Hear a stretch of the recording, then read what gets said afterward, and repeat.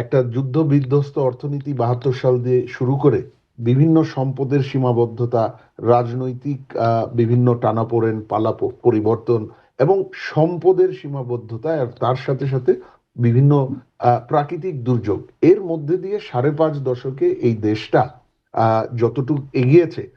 একই ধরনের সীমাবদ্ধতা নিয়ে পৃথিবীতে আর কোনো দরিদ্র দেশ 5 দশকের মধ্যে এই জায়গায় আসতে পেরেছে এরকম কোনো নজির নাই।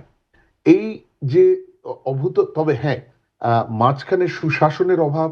আহ, গণতন্ত্রের অভাবে আমাদের যে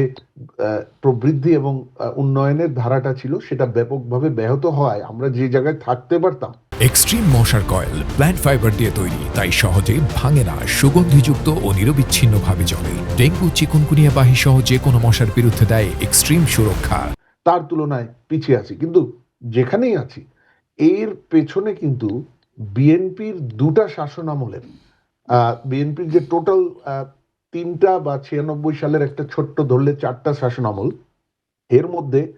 দুটা পিরিয়ডের ভূমিকা অ্যাবসলুটলি ক্রিটিক্যাল, এবং ওই দুটো পিরিয়ডের কারণেই ওই দুটো সময়কাল বা শাসনকালে যে অর্থনীতি নিয়ে যে নীতিগত সিদ্ধান্ত এবং সেগুলোর বাস্তবায়ন হয়েছিল, তার উপর ভিত্তি করে কিন্তু বাংলাদেশের অর্থনীতি এখনো দাঁড়িয়ে আছে,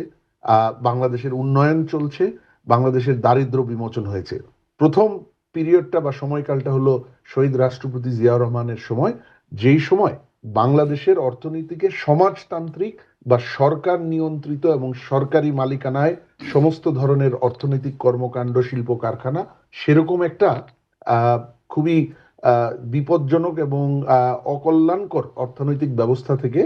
মার্কেট ওরিয়েন্টেড ইকোনমি বা বেসরকারি খাত ওরিয়েন্টেড ইকোনমি, সেইখানে যাওয়ার সিদ্ধান্ত কিন্তু শহীদ রাষ্ট্রপতি জিয়াউর রহমানের সময় হয়েছিল।